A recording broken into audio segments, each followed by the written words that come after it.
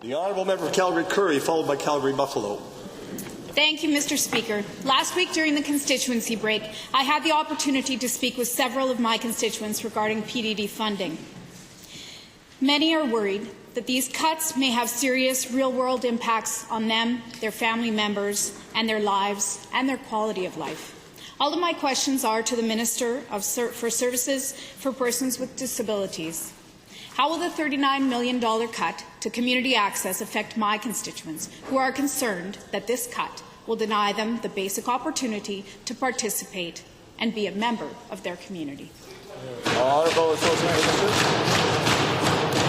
Thank you, Mr. Speaker. I'm pleased to respond to that. Mr. Speaker, we discussed that we are going to reduce community access funding in favour of services that provide more inclusive, more engaging opportunities in the community, like employment, Mr. Speaker.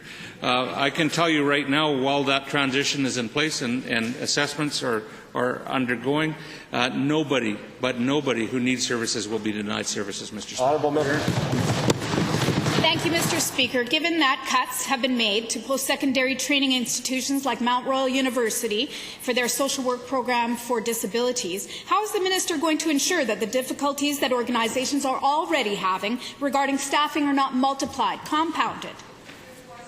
Honourable Associate Minister. Mr. Speaker, we do have a strategic plan in place to deal with workforce issues in disability service workers, and a big part of that was a 10% wage offer that we made this year.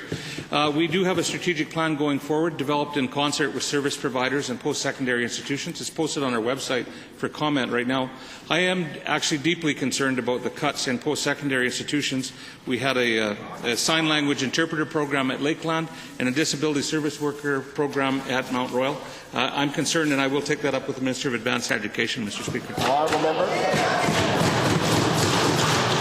Thank you, Mr. Speaker. Given that many organizations are concerned with the July 1st deadline to submit revised budgets, and that this is a very aggressive timeline to initiate change with caring for the vulnerable Albertans that we have here, will the minister consider extending this deadline? Honourable Associate Minister. Well, thank you for the question, Mr. Speaker. At the moment, we are working towards that very deadline. We are working collaboratively with service providers, PDD agencies, caregivers, guardians. I recognize completely there is a concern out there at the pace of implementation. I also recognize I'm not going to have success unless I work with people, and we'll see how the transition goes, Mr. Speaker, but I am absolutely prepared to be flexible if I have to be.